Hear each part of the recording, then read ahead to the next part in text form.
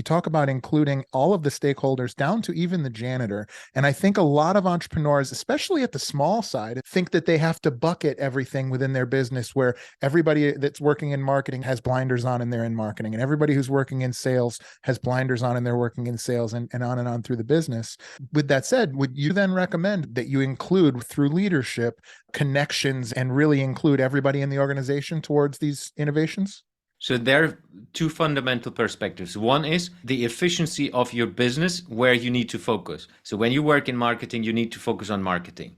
The other part is when you want to innovate your business and innovate within your business, then you need to group people together so that you are not just having a single perspective. So the marketing guy meeting the janitor, meeting the CEO, meeting a board member, meeting a customer in the same meeting, come up with a different solution when 5 marketing people are on the table and singing the same song like they always do. Oh, that's brilliant.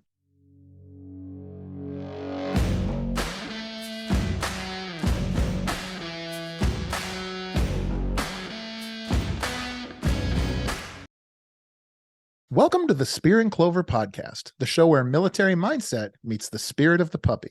I'm your host, Jason Skisik, the entrepreneurial evangelist, and each week I bring you the stories of visionaries who see the world as it could be and can't help but take action. If you're enjoying these episodes, please take a moment to subscribe, like, and review. This is the best way to stay in the loop when we drop new content. Don't forget, the conversation continues in our brand new Spear and Clover community group. Find the link in our bio and check it out today. Hey, entrepreneurs, does any of this sound familiar? Have you hired only A players? Purchased the latest fire plays from so-called gurus, consistently almost become an elite organization, only to have it result in talented employees regressing to mediocrity, tactical plays spiking performance and then fading away quickly, managers losing discipline and hunger and either leaving or just coasting?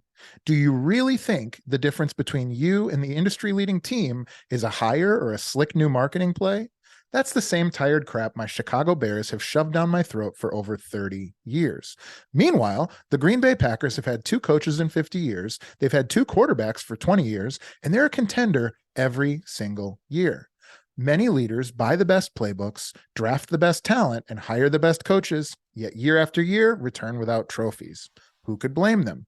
Most business coaches, consultants, and so-called gurus only sell tactical playbooks designed to provide a brief spike followed by a return to business as usual.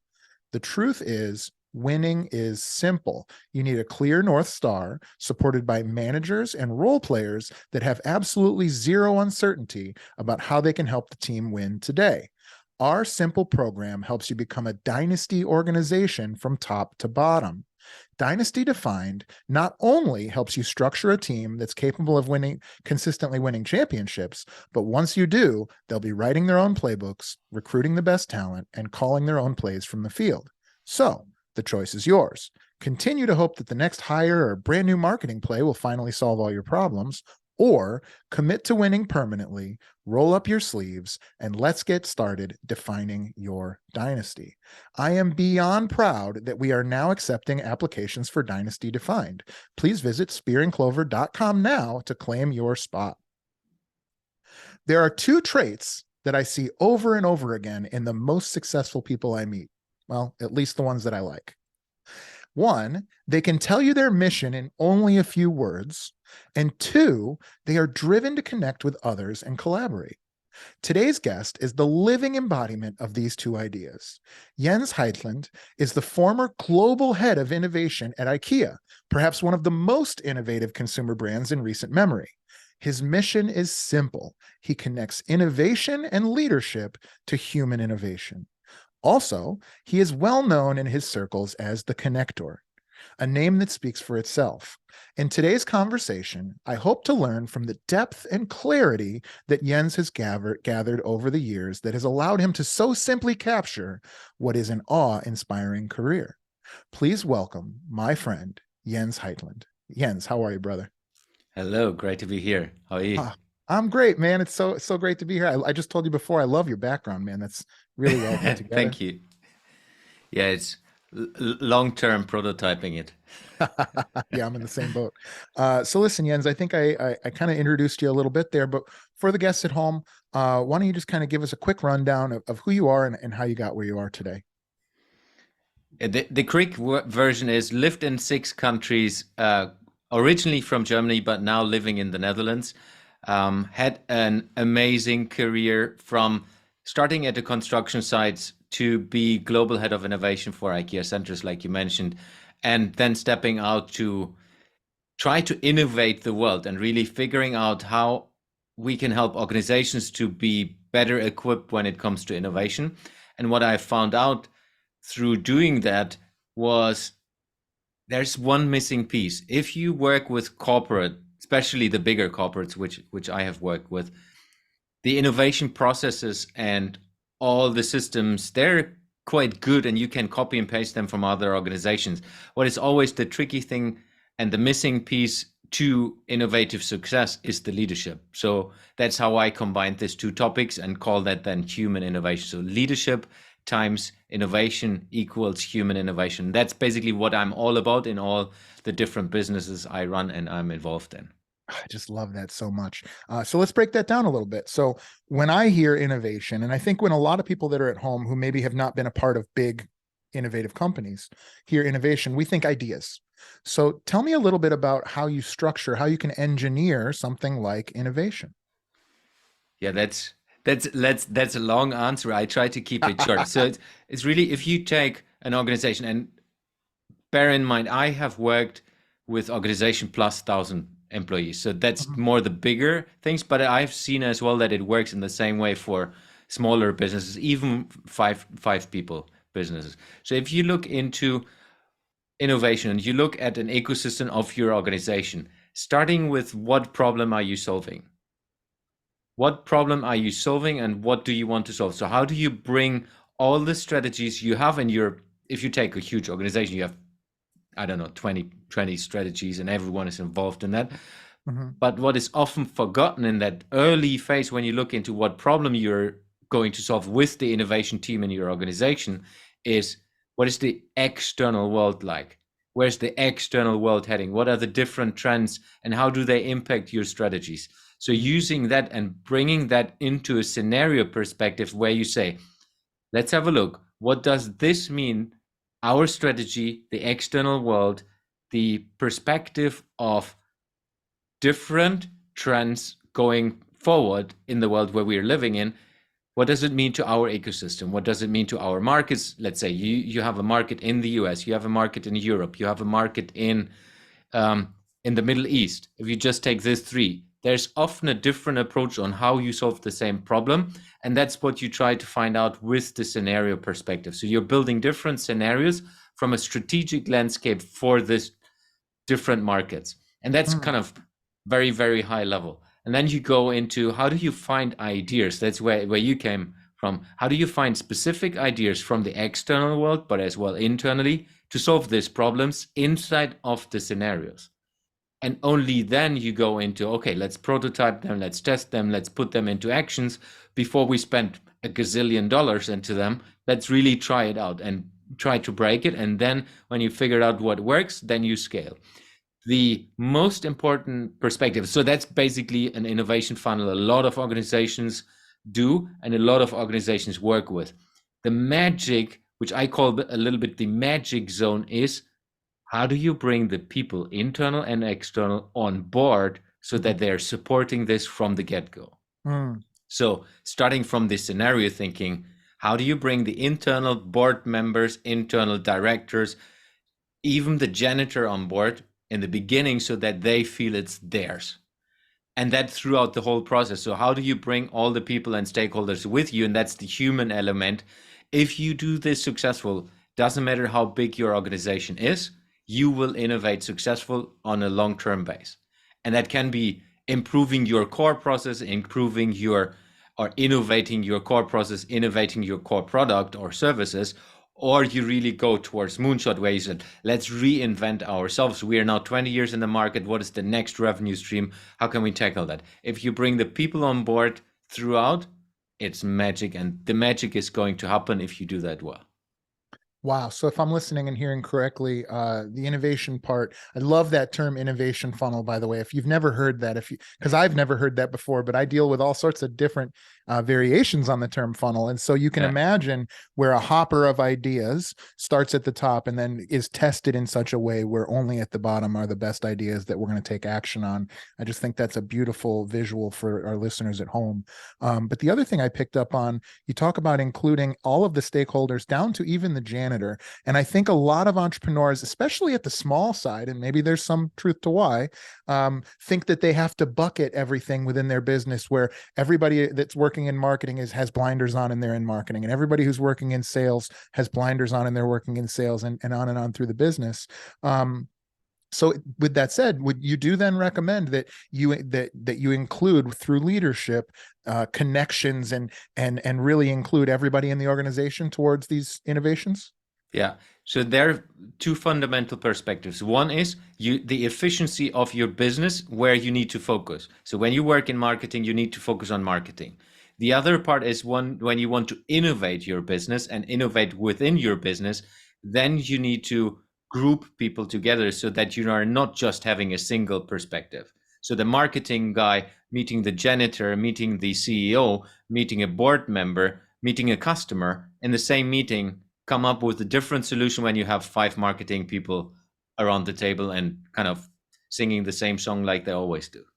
Oh, that's brilliant. I really like that. If you listen to that again, rewind that and listen to it again if you didn't catch it the first time, because I think that's really sharp. And then looking back in some of the larger organizations I've been a part of, I've seen that. And actually, even within some of the businesses I've had, some of the best projects we've had have had that kind of cross-pollination of viewpoints.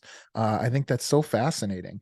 And so then, do you think that, because I do think there's this image that we all have of this innovative mad scientist locked up in a room that's just spitting out ideas. I think some people think that's Elon Musk. Some people think that's was Nikola Tesla or whatever. Is that real, or is that a figment of our pop culture imagination? Yeah, I think it's more a fake perspective of it. Yeah. Yeah. Specifically in organizations, it's often the people you don't think who would bring something to the table, they bring the most to the table. That's why I'm saying the janitor. Yeah. Because if you take a janitor, they have so much knowledge about the business, but they're Mhm. never asked. They're meeting the people from top executives to the people who are just taking care of the post office. They're meeting everyone. They know so much about your business, and they can bring things to the table you would never expect. Wow. Yeah, I can think of a number of examples where that is definitely the case. And so, as we shift over a little bit to leadership, my understanding is you started a business around leadership in the last year. Yeah. So I've worked always with larger organizations, helping them to innovate, and that's fine. But what I've seen is, yes, I can help you to innovate as an organization. I can help you to build the processes. But as I said, the leadership piece is not missing. So what I've said is, I will not achieve my ambition to really help millions of people to innovate better if I'm not working with the leadership. Mm. So I set out to build and kind of disrupt the leadership educational industry by building the Duolingo of leadership as a startup. So real startup, no money, to build something that we make leadership education accessible to 1 billion people by 2030. So that's Wow. quite tough goal to reach. And what we said is we need to get people from zero. So not starting, because I tried that in big corporate. If you try to, let's say, get one of the C-suite people who are already 40 years in business to change their leadership style, it takes a lot of pain. If you start with people like startups that are just getting started, to gradually get them from zero to first base and get an understanding of their personal power and their personal leadership capabilities, they will be hooked. So as they progress in their career, as they progress with their companies, build bigger businesses, they will take that on board. So automatically they're already more innovative if they take care of their leadership. So that's a bit the approach. So we're building a digital ecosystem that helps you to learn to lead. That's beautiful. And so I think I think the concept that I'm hearing in everything we've talked about so far is this idea that I think that these big ideas can really be broken down into very, very, very small constituent pieces that sounds like you're creating courses or questions or prompts that are around that, or processes in the case of within the businesses that you serve. Is that a good assessment of how you're doing this? Absolutely. Because if you take leadership is like huge. What is leadership? We could talk like 8 hours just about leadership to and figure out what it is. If you really chunk it down, what we have built out is the structure. So you start with leading yourself in the optimal way. Mm-hmm. Nobody will ever start like that, but it's you understand yourself first before you start leading others, because you will lead other people differently if you're in tune with yourself. If you're self-confident and know what you're good at, you're delegating differently. You're not kind of the micromanager who is running after someone. So if you then go from leading yourself, leading people one-on-one, that's the kind of the first starting point. I know how to lead one person. I know how to motivate one person. I know how to coach one person. I know how to listen to one person. Then you can go to the next base, which is how do you lead teams? It's like 5 people. How do you bring a team to be a team? Like a football coach. How do you make out of a group of people, how do you make a team? How do you get this team performing? And then the highest level from a complexity perspective is how do you lead an organization? We then go back to what are the different systems we put in place? Do we have role descriptions of everyone? Really going deeper into a systematic way, and as well measuring the performance of the organization linked to the leadership. And really all of that in a lot of bite sizes, where we want to get people from the beginning and just give them the opportunity to have this huge menu. And then we enable you to do it step by step. But as well, right now, we try to build something where you can choose and put your own menu together. Because some people are already further. They say, yeah, I know myself. Yeah. And then you figure out after a year of leadership, maybe I don't. Let's go back to Oh, base one. every 10 years I just look at myself from Exactly. 10 years before and I'm like, what a joke. So I can't wait to turn 50 and have that same experience. So Jens, I would be remiss if I didn't bring up that your culture, Germany's culture, is well known for unbelievable engineering. And what you're describing is just so closely related to that. Do you have any insights as to what it is culturally, or what your personal experience has been that has led you down that path? Is it, I don't even want to preface it. Do you have any thoughts on that? Now, because I've lived in 6 different countries, I've seen the differences. So Yeah. one thing is, grown up in Germany until I was, I think 30, 33, 34. Then we moved to Russia. So I lived in Moscow in Russia before the shit happened. Then we lived in Sweden, in Denmark, Spain, and now in the Netherlands. I think one thing that's very, very clear for me, if you are outside of your own culture, you see that you're different. If you're inside of, like, between Germans, we are all the same, roughly. But then it was quite funny when you are with Germans in a different culture, in a different environment. It's like, hey, we're like, especially Spain. Let's take Oh my big gosh. extreme. Spanish, they're more creative, more thinking around corners, and Germans are very structured.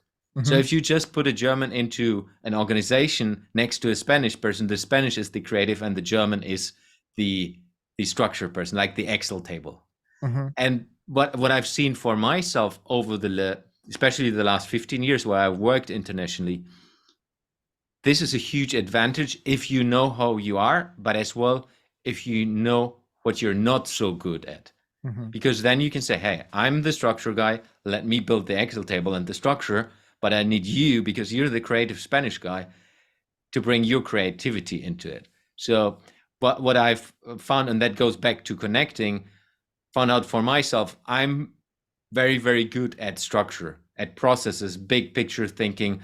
How do you build a system? And then I need people that enable that with different energies, which is then putting the pieces together to be truly successful, because just a system is not helping you to do it. You need to operate it as well and bring it forward.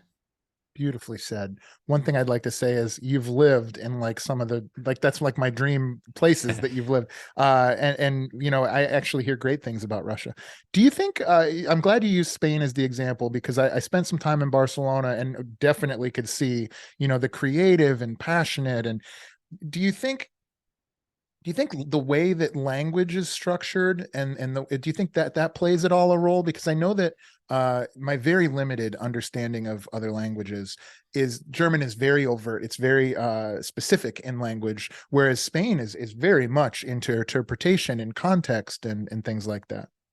Yeah, I think piece of that is the language, but then I think even more important, the history of the country and where they come from, which then Mm, obviously linked to the language, which then um, is more. I think it's more a reflection inside of the language of where they come from, and it's not just the language and the background, it's also just the way of living is different. So yeah. like siesta in Spain is no chance in German. It's like I know. if you so what you're closing your store from lunch to like 12 o'clock is lunch in Germany and Yeah. lunch in Spain is 2 o'clock or 3 o'clock. Yeah. Well, you're Dinner's at like closing one the in the store for morning. 3 hours. That's Yeah. that's not possible. So when we moved to Spain as Germans, it's like, hey, this can't be true. How do they survive from a business perspective? Yeah. But it works beautifully. It's just because I'm an early bird. For me, it was always hard. It's like, what, at 9 p.m. having dinner? I'm Yeah. sleeping already at 9. Yeah. Yeah. Well, you know, you never drove anywhere in a Spanish car, so maybe there's something to that. So I guess then to close the loop on that conversation, in your perception culturally, what are Americans typically favored in compared to Europeans that we've discussed? In my experience, and that's what I love working with Americans as well. Americans are awesome in presenting and selling. Mm, yeah. I think these are the I mean they're linked to each other, but just the way you can formulate things, and not just because you're native English. Obviously, that makes it easier. But if you take British people comparing that to American people who are both fluent in English Hmm. compared to me, um, it's definitely the sales argument and the storytelling, which Hmm. I don't know where this comes from. I've never dig deeper into that, but I just see it across the board. I work with a lot of Americans almost every day, and everyone has it. Some more, some less, but everyone, the base level is just already the most advanced level compared to a German. That's fascinating because I can tell you that when I speak to Europeans, I won't say specifically Germans, but when I speak to Europeans, I feel a pressure of getting to the point faster. And it's not, and you're wonderful. And I have a friend Beata who's wonderful and one of my favorite entrepreneurs I've met through podcasting. And shout out to Beata Chalette, by the way. And when I speak to either of you or even my friends that from Germany, right? I'm much more. I like to tell a yarn. I like to draw it out and to flourish and da, da, da. That's so interesting. It's a really interesting point. So what motivated you? So, or rather, take this back to reframe it. You're working in IKEA, maybe the most innovative consumer brand of its generation, certainly. Um, how did you how did you find innovation in a place that was already so innovative? So I was working in at that time I was working in the Russian organization. I was responsible for driving sustainability Hmm. inside of the Russian entity. And one of the things, so I was always innovating myself without really knowing that, and I was always on more on the innovative side. But what drove me into that was there was a group of people who was asked to look outside of the norm. So how do we advance our business in a different way? Which was a group put together by the general manager of the Russian IKEA entity. And we looked into that over half a year and we got trained and educated as well on how you do that, which was fascinating for me. So I Hmm. was the green sustainable guy in that group, and I was supposed to bring that angle in. but I was just fascinated about the processes and the ways of you engage, you prototype things. And there was a time in when this group built different strategies, and there was a time where someone said, okay, now we need to get this rolling. We need to build this prototype ideas, which we have put on paper and so on, into the organization. So who of you would like to do that on top of your normal job? And I think I was the only one who said, yep, I'm up for it. So I basically was head of sustainability. And then after a week, I was head of sustainability and head of innovation and customer experience for the Russian market. So that was my starting point. And that was really about how do we implement that projects, which I think it was 5 projects at that time, into the Russian organization, and then bring that as well into the global organization. Wow. So it's said that the cost of your services are largely dictated by the value you bring. Another way to say that is, what is the cost of not working with somebody, right? Yeah. And so the problem that you solve, innovation, what is the cost of not innovating as a business? I think the biggest problem with that, or the challenge, is that organizations are not measuring that. But I think it's more, the worst case is what you're missing out. So the opportunity cost, if you truly want to calculate that, I think we would need to go into that route.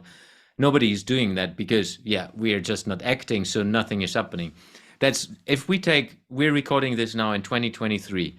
2023 will be a very challenging year for a lot of organizations. And a lot of organizations cutting innovation as the first thing, which is counterintuitive for me. It's the dumbest thing you can do, because you just need to put, if we go back to the funnel idea, if you just say, okay, this is the challenge we have. We need to create additional revenue streams. We need to increase the revenue streams we have. If you put an innovation team which is trained to do that on this problem and say, let's build scenarios, you have 2 weeks, build scenarios, find ideas, prototype it, get things moving, and you're awarded if you bring the revenue to the organization. Doesn't matter what you do, you get, I don't know, $5,000, get going. They will bring revenue if they're trained and if they have the trust from the executive management. And a lot of organizations, for sure, I see it already, in 2023 will not do this, which means they will have a problem the next following 10 years if they're still around. Yeah, it's that scarcity mindset. So Yeah. let's zoom in the lens very, very close. I know you typically work with large organizations, but a lot of the people that listen to this show are solopreneurs, or it's them and one assistant. If I want to become more innovative in my business, what is a habit or a routine that I can get into that will allow me to start to think a little bit outside the box and come up with new strategies? For me, number one is always, what is the problem you can solve, which you should generally do. If you're an entrepreneur, you should solve a problem. If you're not solving a problem, you have a long-term challenge as well.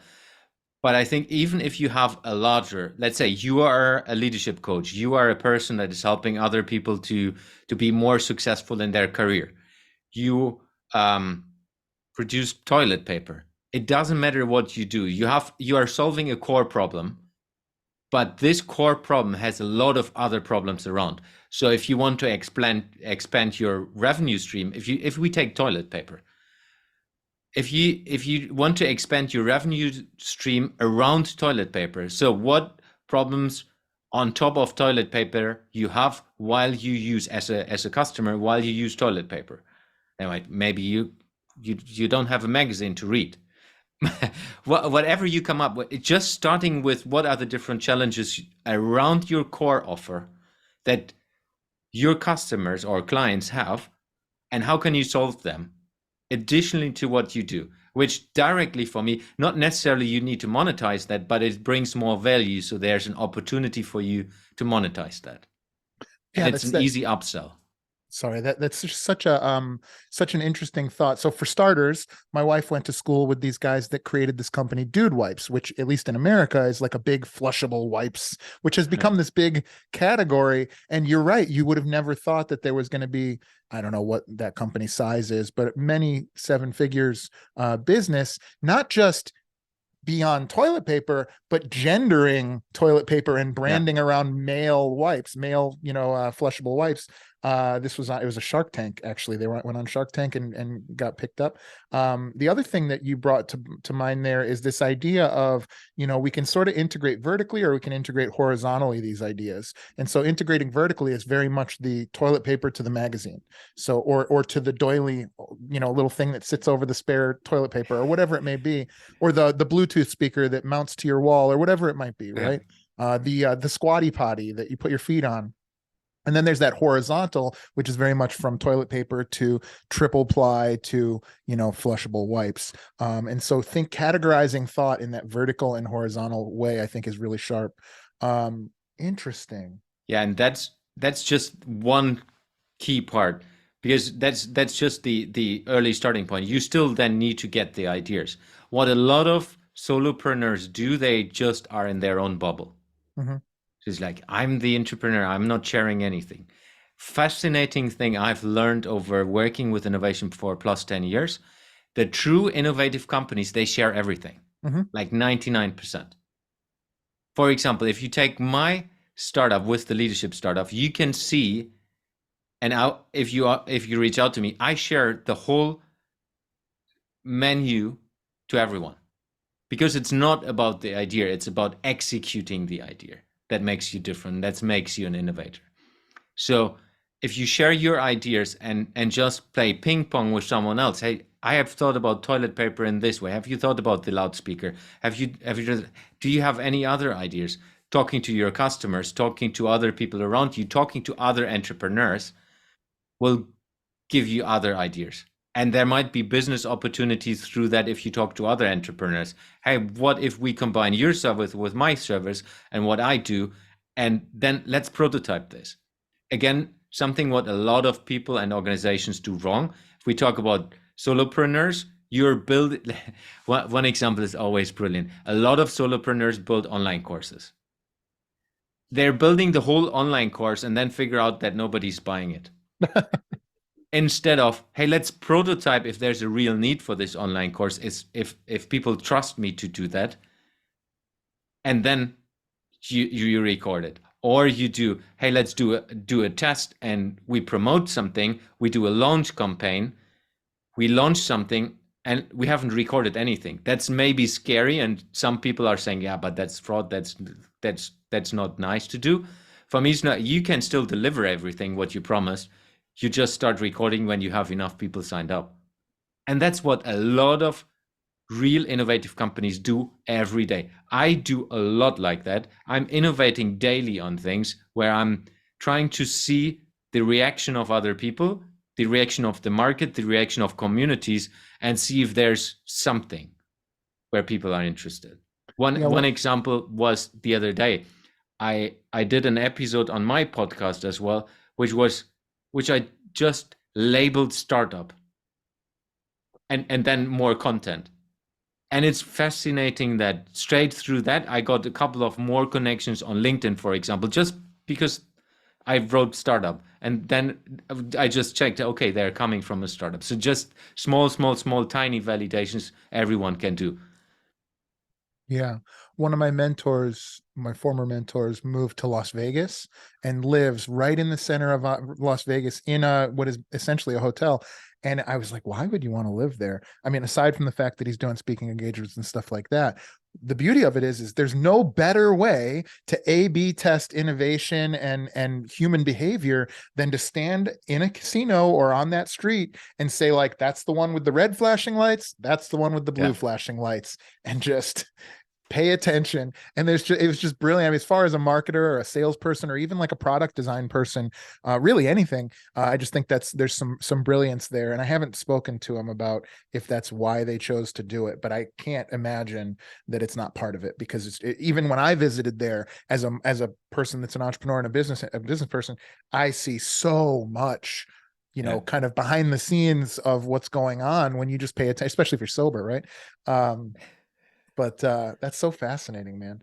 And also in there, when you were talking about this is one of the reasons why be super transparent with your team, but also have mentors and peers and mentees that you're transparent with as well. One of the things that I've found personally as a young entrepreneur, I was very guarded with things because I had a scarcity mindset and because I was I had lack of self-confidence. I was very conscious of what I told people because I didn't want them to crush these little baby ideas that I had. And what I've found as I've gone further, I'm much more free with these ideas as they come to me. I'll run it by my wife. I'll run it by a friend from in the neighborhood who's not an entrepreneur. And very quickly I hear but what about that? Or that doesn't make sense. And immediately it's much quicker to innovate when you open up the floodgates of inputs from others. So I couldn't agree with you more there. Yeah, definitely.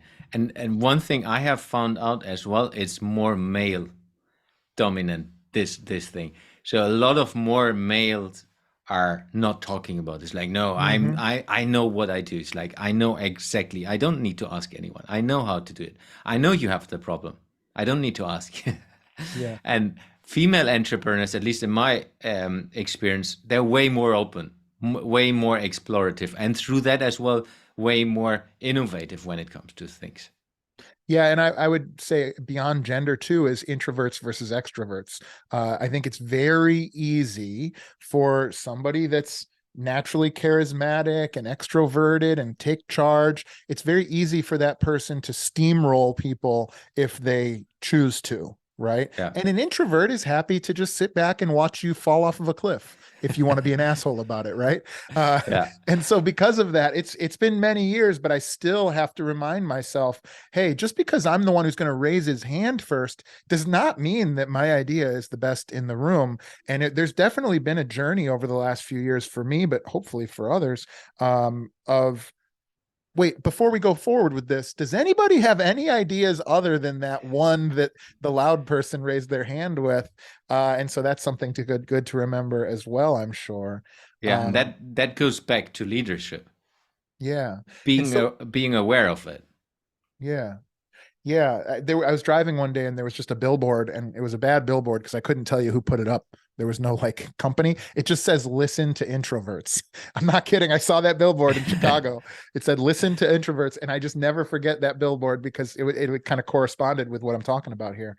So when you go to work with these organizations, some of these are big organizations. How do you prepare them for the upheaval? How do you prepare them for the changes that you're going to be bringing? Because certainly there's legacy momentum that you have to conflict with, right? Yeah, that's a tough one, and it doesn't work to like doing it the same way every time. What I've experienced, and that's a bit our business model. What we say, we're not the usual consultants that come in for 3 weeks and help you to do that. What we do more like an interim model. So you can get someone from us, minimum is half a year. And what we do, we drop this person into the organization, and this person is working with the team to do it. And it not the process. The process thinks that is the easy part. Mm-hmm. You just copy paste from wherever you see this business model canvas. All the tools are out there and everyone knows them. They still fail because of the human part. Mm-hmm. So what we are trained in is how do you do that? So just and it's super simple. If I tell you, you say, yeah, of course you would do that. So you start with, hey, let's map who are your important stakeholders. It's like, yeah, I know my stakeholders. I don't need to map them. But you start by mapping, okay, this is Peter. He's the CFO. That's Conrad. He's the whatever. And you have 20 people. Then you start, okay, how far are they away from you? Let's move them. So you do a physical mapping on a whiteboard or whatever.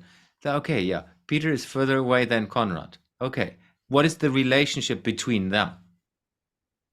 How can Conrad, so if they have a good relationship, you know they're playing tennis, golf, whatever, or the wives are hanging out together. Like, how can you use Conrad to get Peter closer? This kind of things before you start going into an interaction. It's like, hey, I would like to tell you about my idea. Let's have a conversation around that. If you know that he is in Germany, we're very much soccer, so Bayern Munich fan, you can bring that in. If you don't know and you're not prepared on completely other topics than business, you will always fail. And I think that's as well something solo entrepreneurs can do easily and nobody does. Mhm. So you map out your ecosystem, you map out the people you are connected to, and how can you leverage your people in a different way. So going into an organization, starting with these things, and then training people how to do this. So you're selling your idea, not, hey, I have an idea, I would like to like put it down your throat. It's more about, Yeah. hey, I've heard you have this. Have you ever thought about that? And then you have a conversation, and then somehow you drop it. Like, hey, I might have an idea which might help you. Would you be interested in? And if you are in sales, then you know all these tactics. It's also not rocket science. It's just, for me, it's always fun. Inside of large corporate, it is rocket science. Yeah, it's Because funny because large corporate doesn't talk about anything but networking, right? Everybody wants to talk about networking and leveraging your network and all this stuff, and then everybody just says the same robotic stuff to each other. It's so much more valuable when you have real and authentic conversations with people where you understand the person that you're talking to, yeah, and how it's I think the word is politics, right? I mean, not in like capital P politics, but just understanding the interworking connection and network of people that you're dealing with. I yeah. think that's innovative. That's something that I don't hear people doing well. Yeah, and then for me, that's why we do this at least a half a year, because you need to help people to do that. Mhm. It's not us doing it that doesn't make sense, and us helping you to learn to do it. So we are kind of the educators inside of the organization, but we're dropped in and doing it together. So really going into the topics and making it together happen while we work on strategy, while we work on the scenarios, while we work on all the funnel topics, but focus really on the human. That's why I call it human innovation, because Mhm. that's the biggest driver in the organization. If you convince people to be part of it, and the best thing I learned from one of my mentors, he always said this, when I go into board meeting, so he was a very, very high manager in Ikea. When I go into board meetings, the decisions are already done. Like, how do you do this? Like, I was the young dude. I was like, how do you do that? How do you do that? He's like, I just have beers or wine conversation with all the other board members in the weeks before, and Oh. I test all of them without saying it openly. Hey, this is my idea, or this is what I will presenting. I just ask them questions around it so I understand their perspective, and then I will just prepare a presentation so that I phrase it in a way that they're in, and that's That's it. so funny. That's so And if funny. you, it's so simple. Yeah. But it's just, if you do this on that scale on a multi-billion-dollar company, it's fascinating. If you, and he was always teaching me how to do this thing. So really glad to have had this school. Yeah, and I would also say too that I think that's the fallacy, is that what works at $100,000 won't work at $100 million. And truthfully, if you're doing it well, it actually It did. probably can scale. I mean, that's just good. That's so beautiful, man. So listen, Jens, when it's all said and done, what is the legacy that you hope to create for yourself to leave a lasting impression? For me, it's really the human part. We need to build better human focused organizations. And in short, we need to build better organizations. If we build better companies, these companies will solve the biggest challenges. If we take climate change, we're not solving climate change because of bad leadership. That's my opinion. Mhm. If we change companies with good leadership, these companies will solve climate change, not countries and politics. I think it's companies that need to do that. And if I we agree. just build better companies through enabling leaders to do that, and the leaders enabling everyone in the organization to grow and be part of that, it's going to happen. It's just that we need to change that. And then it doesn't matter if we have chat GTP or whatever. This trait of leadership and how you do that and how do you engage with people will never lose in entirety. That was going to be my No, follow-up, was about AI. But yeah, before I move on to that, I do want to ask you about AI. So we'll put a pin in that. yeah, But the follow-up to that would be: do you think that, because I agree with you that nimble, well-run companies can accomplish far more than poor companies, or certainly governments. And yeah. so, do you think that the relationship between profit, or between shareholders, returns. Do you think that that needs to be changed in any way, or do you just think we need better run organizations and the invisible hand will sort itself out? Yes and no. I think there's a benefit of this structure, and we have seen it because it brings the growth. It's just what need to change is the human part of that again, where it's not growth for the sake of growth, just to put more into my pocket. I think it's more the incentive structure need to be changed in this organization, where it's more about how can we solve the problem we want to solve, and while we do this are extremely successful, and being successful in solving the problem will bring us money, not hey, let's save costs just to have, let's kick out a couple of people, 12,000 or whatever, to to have the benefit and have the money in the pocket. I think that the incentive structure need to change with that, which good leaders will do because they believe in people.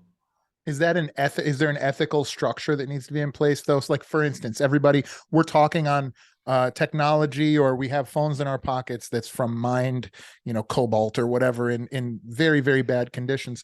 Does there just need to be some sort of an ethical overlay that cuts off those types of decisions at the pass? It's very hard to do because then Yeah. you need to police it. So for me, Yeah. that's why I say incentive structure. If Yeah. you put the right incentives in, it's happening automatically. And I think that's what we need to crack somehow, this code, where the incentives, the board of directors, the supervisory board of organizations, the shareholders of organizations get, is based on the how far do they get to solve the problem, rather than how do we make more money. Yeah, Jens, I realize I'm throwing like the biggest problems in the world at you here, so I That's appreciate you okay. solving them for us here today. I do want to talk a little bit about AI. I have opinions on this, but I'd love to hear yours. ChatGPT being the buzzword of the day, but how does AI factor into innovation, particularly human innovation, going forward? And what are the pitfalls? And I'm not talking about like Terminator drones. I'm talking about in business. What are the pitfalls that we can avoid, and how do we do so? For me, it's an amazing technology. Mm-hmm. It's one of the biggest things in my lifetime. I mean, maybe the mobile phone was the first one grown up in the 80s. Um, and this is the next big one. And I think it's just positive. In my eyes, it's positive depending on how we use it. Mm-hmm. The technology can enable us to do incredible things. I'm using it every day just to Me play too. Yeah. around. I'm Yeah. cutting my videos, for example, with AI. I do a lot of things with it already. And I think it's more about how do we use it. And from a human perspective, it's not at all. Yes, there will be jobs not needed anymore, and that's fine. Because, at least in my eyes, these are not the most exciting jobs. No. But even if you're a lawyer, let's say ChatGPT can do in the future 80% of what you do, but you can be a better lawyer if you put the human part in the forefront and let the AI do the basic stuff. Mm-hmm. And then you will still be an awesome lawyer and earn a lot of money. And then it's more about, if we look at scale, a couple of jobs will not be needed anymore, but how do we humanize businesses so that leaders enable people to grow, and not just, hey, you're hired for this specific position and you are staying in this position, you have no chance to grow inside of Mm-hmm. our company. Sometimes it's just organizations tell you already, hey, you're hired for this position, you're not being able to have any career in this organization. I think that's completely wrong. We need to change that, where we say, hey, you're here because you're contributing to solving the problem. And if you're contributing, we enable you to grow inside of your organization, but specifically personally, because we as an organization believe in you. And as long as you believe in the same problem solving, you will stay with us. Different incentive structures again. Yeah, I agree. And I actually happen to we haven't said it yet, but I very much agree with the incentive structures. And I was fortunate enough to accidentally take a class in college on just incentive structures. And a lot of it centered around this constant battle between the way you compensate employees and the results that gets, because incentive structures do drive these weird things. A great example would be like a CEO might get a bonus based on the stock price, and he may make a short-term decision that's in the long-term bad interest of the company in order to hit some bonus. And so that can get very convoluted. Jens, this has been fantastic. I really, really enjoy talking to you, and I hope that the listeners are picking up the wisdom that you're putting down here, because it's just absolutely, it can be game changing if you don't think in these terms now, because it's a simple shift that can allow you to be so much more impactful.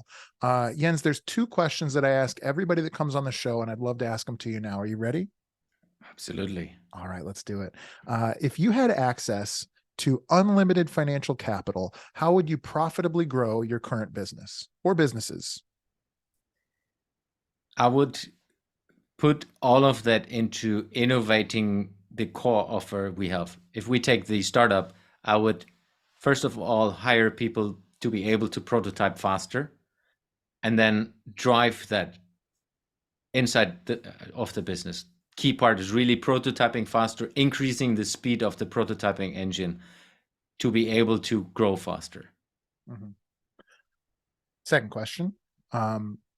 If you had to give up everything you're currently doing or any business you've done in the past and try something totally new that you've never done before, what do you think that might be? Totally different and need to be a business, or? Well, for a living. Doesn't have to be a business. You can go get a job as a janitor if you want. That's a good question. What would I do? More innovation, though. You have to be stagnant. No innovation, no leadership. What would I do? Professional swimmer. There it is. I love it. I love it. That's a perfect answer. Jens, this has been great. I think if anybody's still here, they definitely want to find out more about you and learn about all the things you do. Check out your podcast. How can folks find you that want to learn more? The easiest way is go to Heitland.com. There's my podcast. There's links to my businesses, keynote speaking, everything.